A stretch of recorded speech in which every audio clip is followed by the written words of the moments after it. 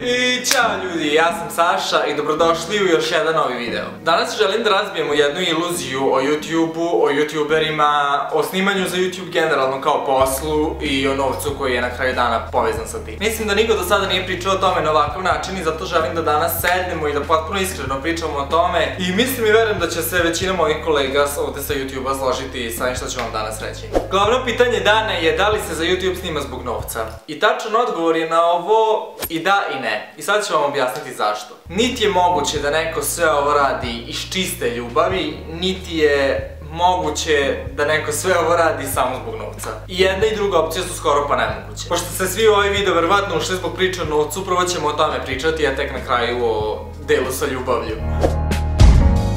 Dakle, početno pitanje je bilo da li se za YouTube snima zbog novca, rekao sam vam i da i ne i sad ću objasniti zašto je tačan odgovor i da. Prvi razlog je zato što neko ko ne zarađuje od ovoga ili ne zarađuje mnogo, ne može da održi kontinuitet snimanja na duže staze. Može neki određeni period, ali definitivno ne može na neke duže staze i nešto ozbiljnije i više. Za početak ne znam koliko znate poslovnu stranu YouTube-a i kako sve to funkcioniše. Kada imaš sponzorisane postove i saradnje, ti moraš u određenom periodu nešto da snimiš i postaviš što je dogovoreno. Obratite pažnju na sadržaj Baka Praseta koji ima nekoliko sponzora koji se pojavljuju konstantno u njegovim videima. Dakle, on po ugovoru koji je potpisan sa klijentom mora da objavi određeni broj videa u kojima se pojavljuje taj proizvod na mesečnom nivou. Dakle, ne može da se desi da on ne postavi ništa. Dakle, zbog toga saradnje vrlo često mogu da obezbede i neki kontinuitet u snimanju, jer se ti bukvalno obavežeš i možeš finansijski da odgovaraš ako ne postaviš nešto što si dogovorio i ugovorio i obećao da ćeš uraditi. Zato saradnje vrlo često su dobar način da se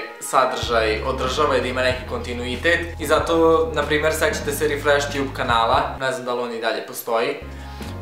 Uglavnom su tu youtuberi bili plaćeni da mesečno kreiraju kontent za taj kanal i svake nedelje se znalo koji dan ko postavlja video i nije mogla se desiti da ta osoba te nedelje ne postavi video. Tako da neki sponzorisane stvari, pogotovo ako su česte i ako se ponavljaju i ako su na mesečnom nivou, mogu biti vrlo dobra garancija da će neko zaista da postavlja sadržaj redovno, jer je za to na kraju dana i plaćen. A druga još bitnija stvar u kojoj novac igra veliku ulogu je vreme i kvalitet. Evo, samo ću vam navesti jedan primjer, ova kamera za vlogovanje koju većina youtubera koristi, koju sam kupio i ja, košta 500 eura. Plus ima i ovaj stativ svoju cenu, plus većina youtubera ima i više kamere, evo imam još jednu sa kojom sada trenutno snimam video. Takođe i nju onda možete da budžite dodatno sa ne znam kakvim objektivima. Ja sam mislio da objektiv košta tipa 100 eura, međutim grdno sam se prevario, bolje vam ne kažem kako mogu da se kreću cene objektiva. Tako da ulazi tu mnogo troškova, pogotovo neophodno je da imaš i dobar telefon, jer većina pravi fotografije za Instagram telefonom. A još ako su sponzorisani postavi, tu vrlo često dođe neki fotograf, tako da ima tu zaista nekih dosta troškova i novca koji se ulaže u ovaj posao.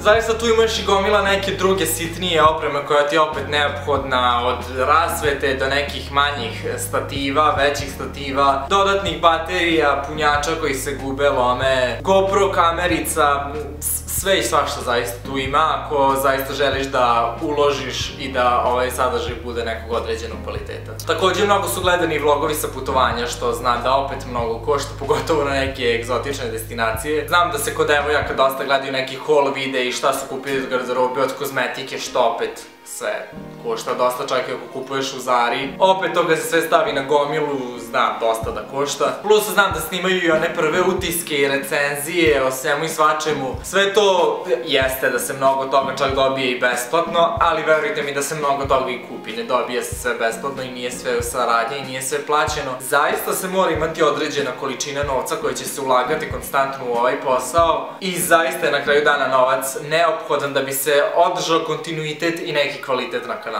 Možda je pre i moglo da se snimi eto tako telefonom da snimiš 5 omiljenih džempera, ali sada u 2020. godini to baš i ne može. Dakle, zaista je novac neophodan i da bi sam kanal funkcionisao, ne samo da bi neko, eto tako, ne znam šta sebi kupio, nego da bi kanal zaista i funkcionisao na nekom nivou, potreban je konstantan novac koji će se ulagati u to. Druga još bitnija stvar u svemu ovome, a možda čak i najbitnija, je vreme. Ljudi koji su plaćeni za to što rade na YouTube-u ne moraju da rade ništa drugo sa strane od čega će zarađivati novac, jer su već dovoljno plaćeni radeći ovo što vole. Ali, ako toga nemate, ti moraš da radiš još nešto sa strane od čega ćeš zarađivati, da bi mogao da ti živiš, funkcionišeš normalno, plus da ulažeš u svoj kanal, kvalitet, opremu i tako dalje. I onda ljudi koji zarađuju zaista od ovoga mogu da se posvete samo tome i samo da se bave u svom danu kreiranjem sadržaja, ne ide im fokus na još 50 drugih stvari, poslova i obaveza koje moraju da rade da bi zaradili pare. Ljudi koji ne zarađuju ništa od YouTube-a su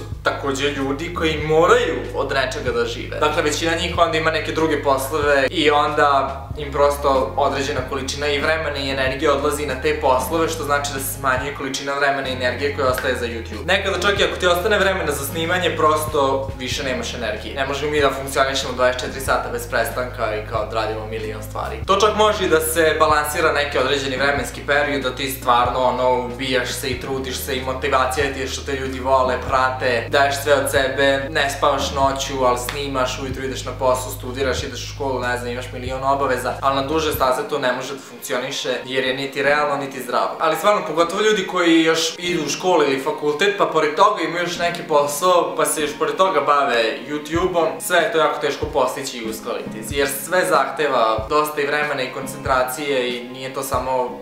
Nije to posao ko da si portir pa kao sad ti sedneš i kao ne radiš ništa, gledaš u plafon. Zaista je potreban i određeni moždani rad, onako da ti smisliš i da to što pričaš bude smisleno, da ne lupetaš baš totalne gluposti ili da bude kreativno, zanimljivo, šta god. Naravno u ceo taj raspored je bitno uračunati da smo svi mi zaista ljudi, da svi treba da imamo i neki privatan život, društveni život, ne daj Bože ljubavni. Plus me jako nervira kad vidim komentare ispod postova drugih ljudi, gde se komentariše to kao aha, koliko dugo nisi izbacila video, imaš vremena da blejiš, da ideš na ručak ili šta god. Da, prosto ima vremena za to, zato što ljudi nekad moraju da se odmaraju. Znači ti nekad zaista ti je potrebno da ideš da blejiš i da ne radiš ništa, jer kad bi ceo dan svi radili konstantno, prolupali bi, doživjeli nervni slom i mogli bi da se vidimo samo iz ludnice. Samo iz ludnice bi videli video neke eventualno. Evo, zamislite situaciju da imate školu, imate neku stvar koju volite da radite i neku stvar od koje zarađujete. Znači vi imate 3 stvari na koje ide vaš fokus dnevno, bukvalno svaki dan. Zamislite onda kad bi imali školu i da je stvar koju volite da radite i stvar od koje zarađujete da je to ista stvar. Već bi vam se fokus sveo na 2 stvari, a ne na 3. Dakle, sve to zaista dosta utiče na vreme koje se imamo određenu količinu vremena u danu, ne možeš izmisliti vreme, nije to nešto možeš kao da kupiš pa kao da ga imaš malo više i da stigneš sve da realizuješ što si zamislio. Ja već vidim da neki mogu da se uhvate za ovo i da komentarišu kao jako vam je teško i baš vam je naporno, jako je teško biti youtuber. Ne radi se o tome zaista. U slučaju ako vam neki ljudi pričaju drugačije, ako zaista žele da vas uvere u priču da oni sve to rade samo iz ljubavi, oduzmite im novac pa vidite šta će da pričaju, da li će to pričati i dalje. Ili ako uopšte ne zarađuju, a pričaju kako oni to rade samo iz ljubavi, onda obratite pažnju na to koliko često oni izbacuju klipove i koliko kvaliteta su ti klipovi uopšte, koliko vremena, truda, rada ulažu u sve to. I tu je situacija onda potpuno jasna. Znači, ako YouTube radiš samo iz čiste ljubavi, logično je da ćeš onda morati da radiš i nešto samo zbog novca i nešto čega ćeš imati novca. Ako ti je YouTube hobi, možeš da imaš posao sa strane. Ako želiš da se ta dva spoje i da ti zaista možeš da se posvetiš samo YouTube-u, da njega razvijaš, ti prosto moraš da zarađuješ novac od njega, da bi to prosto bilo realno da se dešava, ne znam, verujem da je jasno. Meni je sve ovo jako logično. I sad ćemo opet da se vratimo na ono početno pitanje, da li se za YouTube snima zbog novca. Odgovor je bio i da i ne, a sad ćemo objasniti zašto je odgovor ne. Ne snima se zbog novca i ako neko počne da se bavi ovim poslom, hobijom, čime god, samo zbog novca, nema od toga ništa. Apsolutno je isti razlog i zašto je odgovor da. Ti nećeš moći da održiš kontinuitet snimanja. Ti nećeš moći da svaki dan ustaješ i da radiš ono što ne voliš kolika god da ti je plata. Jako teško to možeš da radiš neki duži vremenski period. Odustaćeš posle godinu dana, posle 2 godine, posle 5 godina u nekom trenutku više nećeš moći. I to se desilo mnogim ljudima. Mnogi nisu mogli da podnesu ni teret slave, ni što ih ljudi zaustavljaju, ni što im zvone kod kuće. Ima mnogo zaista nekih i loših stvari koje ovaj posao donosi, da ti ako ga radiš samo zbog novca u jednom trenutku ćeš shvatiti da ne vredi. Prosto ne vredi i izaći ćeš iz svega ovoga i povući ćeš se. Ne je ovde odgovor jer ćeš zaista biti nesrećan. Zamislite sad mene da neko stavi da budem automehaničar ili radnik na šalteru banke. Koliko god je to dobar posao, dobri uslovi, da je ne znam kako dobro plaćen, džabe. Ja to neću raditi dobro kao neko kome je to san, ko to želi da radi, ko ima talenat za sve to. Niti bih ja bio srećan tu jer to nije nešto što ja volim i želim u svojoj dubini. Ali sad tu dolazi do toga da se spajaju prva tema da i ne u jedno i zato je odgovor i da i ne. Da bi svako od nas mogao da se bavi tom nekom stvari koju dubini nas i koju voli, mora da zarađuje od toga. Jer u suprotnom morat će da rađe možda čak i nešto drugo što takođe voli, a od čega može i da zarađuje. Mislim, možda ja volim da gledam u nebo i ja svaki dan, godinu dana gledam u nebo.